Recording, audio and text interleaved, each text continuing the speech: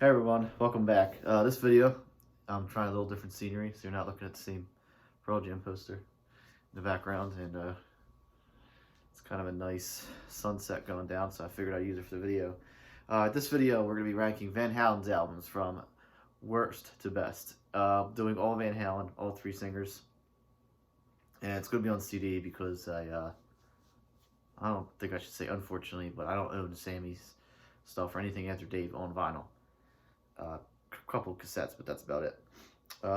Allergies are really strong right now, so bear with me. Alright, first we're going to get into it. I don't even know why I own it. Van Halen 3. The worst Van Halen album, which I think everyone can agree on. Features Gary Cherone on vocals. No Diamond Dave or Sammy Hagar. Gary Cherone was actually the singer of Extreme, and he wasn't a bad frontman for Extreme. He's not a bad singer, but he's not David Lee Roth or Sammy Hagar. And yeah, from the minute this came out, it was hated, and I don't think anyone's ever listened to this. Again, I don't even know why I own it. Someone must have given it to me or something like that. Alright, next up is the last album Van Halen did with Sammy Hagar. This is Balance. Apart from the song Can't Stop Loving You, there's not really much on here. I guess the song Amsterdam's not bad, but it came out in '95. At that time, the musical landscape has definitely changed. Not a lot of people going out there to look for new Van Halen music, especially with Sammy Hagar. If Dave came back to the group, maybe. But Balance is just a weak album. I listened to it a couple times in my lifetime, and I just never could get into it. Next up is another one with Sammy Hagar. This is OU1812.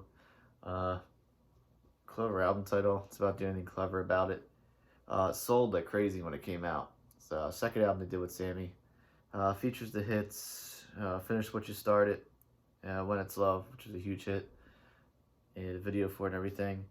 Apart from those two songs, maybe Cabo Wabo's okay, but it kind of falls short. There was actually a blues song on here called Apolitical Blues. Not a bad song. It's just kind of weird to hear Van Halen do a blues song, and it's true blues. It's not like blues rock. So yeah, not a strong album. I feel like they definitely lost their edge on this one. It's not really heavy at all. Next up is Van Halen's debut with Sammy Hagar. This is 5150, which is the police code for criminally insane, also the name of Eddie Van Halen's recording studio. When this came out, it was actually well received. They actually gained a lot of fans with Sammy, but lost a lot of fans also by not having Dave on the album. It's loaded with hits. Why Can't This Be Love, Dreams, Summer Nights, Best of Both Worlds, and Love Walks In. Ends with the song Inside, which I think is pretty cool. It's definitely different. I like it. For a Sammy Hagar album, I don't think it's bad.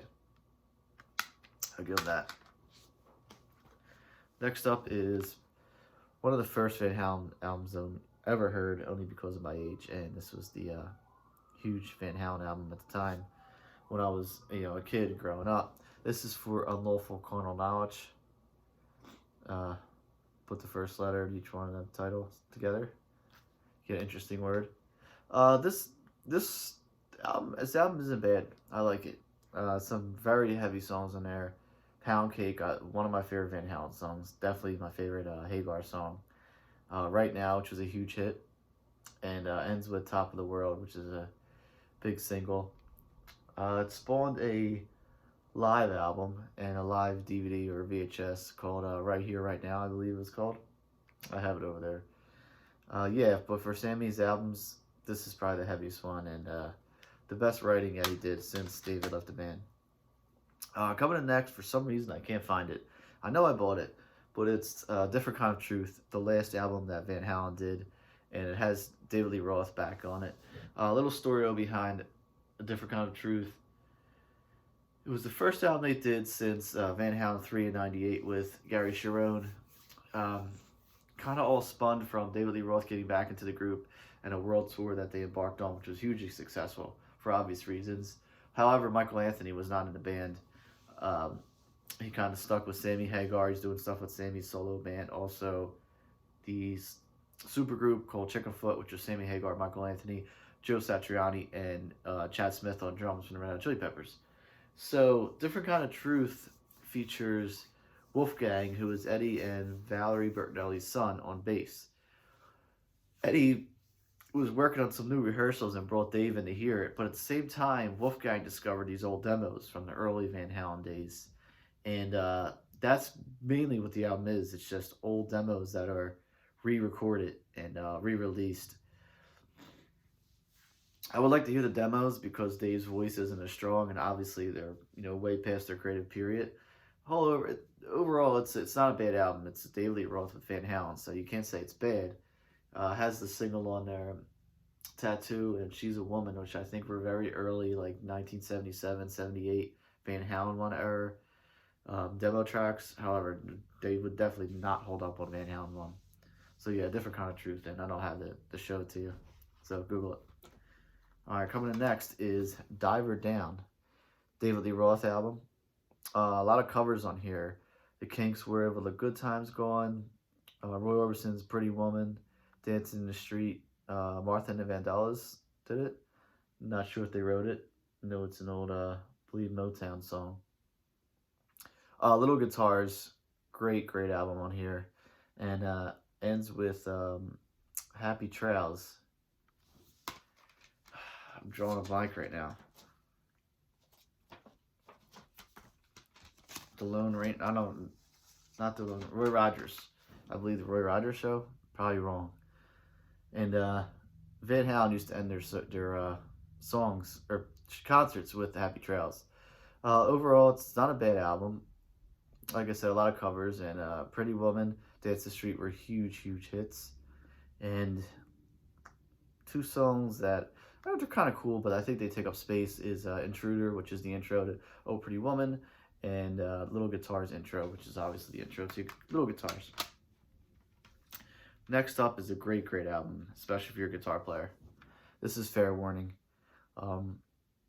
This has been called the Guitarist's Van Halen album. All serious guitarists, for some reason, love this album. Features Unchained is the only hit really off of this. Mean Street was a minor hit, but Unchained, oh wow, just an amazing intro guitar. This is darker, probably the darkest stuff Van Halen ever did, especially with David Lee Roth. Sunday Afternoon in the Park is a odd instrumental, which we could probably do without. All over, it's a short album. A lot of stuff they did with Dave really fell short. Not fell short, I mean lengthwise. Usually like clocked in around a half hour. Alright, these next four are kind of hard to put in order because I love them all. They're all amazing. Van Halen, Women and Children First. For some reason, I always like to say Van Halen 3. Opens with And the Cradle Will Rock, right into Everybody Wants Some. Fools, Romeo Delight, Tour, Lost in Control, Take Your Whiskey Home. What a great acoustic song. Could This Be Magic? It ends with In a Simple Ride. This was Van Halen at they were on top of the world this time. This was released in 1980. The 80s metal scene was just a virgin. It was just getting started. And Van Halen was the band that caused the 80s music scene to emerge, especially the rock and metal scene and the overindulgence.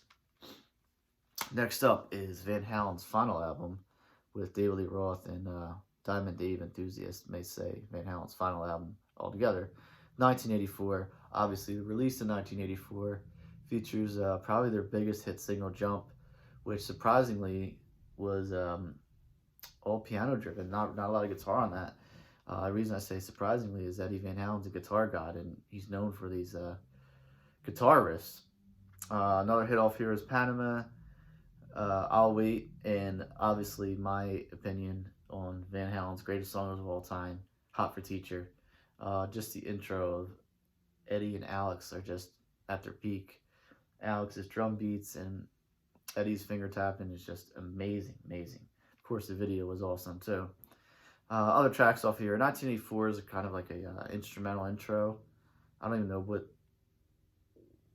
You know, there's drums and bass. It might be a bass intro. Also with some effects. I actually don't know what it is. Um, Top Jimmy's on here. Drop Dead Legs. Girl Gone Bad, and of course ends with House of Pain. But I mean, wow, just an amazing album. Funny thing is, Eddie Van Halen was only 29 years old when this came out. So these the whole era of Eddie Van Halen as the God were all released when he was in his 20s with Dave. All right, next up is my favorite Van Halen album, and I could have been biased and put this at number 1, but I didn't. Only reason I would have put it number 1 is because it's my favorite Van Halen album, and I'm talking about Van Halen 2. Definitely not a sophomore slump. They hit the pop charts with Dance the Night Away. The other hit single off here is Beautiful Girls. Just great songs all together. Opens up with a cover of Linda Ronstadt's You're No Good. Of course, Dance the Night Away. Somebody Get Me a Doctor. Bottoms Up. Out of Love Again. Light Up the Sky. Spanish Fly. DOA, which is one of their most underrated songs. And Van Halen enthusiasts will tell you DOA is one of their best songs. Women in Love. And of course, it ends with Beautiful Girls. Just an amazing album. I always loved the artwork. You know, when I was really getting into music, I had the Best of Volume 1 CD, which came out in 96. And the CD I went to next was this, Van Halen 2. I remember going to Columbia House or BMG, whatever it was at the time, music club, and ordering this. And this is the exact copy. I still own it. Amazing album. The main reason I got it is because I loved Dance the Night Away. I thought it was such a great pop song. And Beautiful Girls was one of my other favorite Van Halen songs. And it wasn't featured on the best of for some reason. So that's the reason I went and bought that. And number 1 should come as no surprise. Probably one of the greatest debut albums of all time, if not one of the best albums of all time. And it's Van Halen's self-titled album, Van Halen 1. Almost like a greatest hits. Running with the Devil, Eruption, which is introduced the world to Eddie, was amazing finger picking and finger tapping. Right into the Kinks, You Really Got Me. And on the radio, they usually play Eruption followed by You Really Got Me, because You Really Got Me is only like a 2-minute song. Ain't Talking About Love, which I always loved the intro to that. Such a great guitar intro. I'm the One, Jamie's Crying, another hit. Atomic Punk, amazing, just badass Van Halen. Feel Your Love Tonight, Little Dreamer, another awesome song. Ice Cream Man, with its great Dave, just, you know, being Dave, and the acoustic guitars on that, awesome. And then finally it ends with On Fire, which is very bass driven. And another reason I feel like Van Halen was so successful was the vocals of Dave, one of the greatest frontmen in metal and hard rock. Also, Michael Anthony's backing vocals were just so strong and just fit with the band and fit with Dave, and they also worked with Sammy. So that's it. That's Van Halen's albums ranked worst to best. Now I gotta go find a different kind of truth. If not, I'll have to rebuy it. And maybe I should work on getting Sammy stuff on vinyl. For Unlawful Car Notch will probably be pretty hard, but I'm sure I could find 5150 OU812. Alright everyone, thanks again for watching. Again, stay safe, stay healthy. Hopefully we can get outside and be back in the bars and clubs and record stores. And hanging out with friends again. And this quarantine life isn't for me.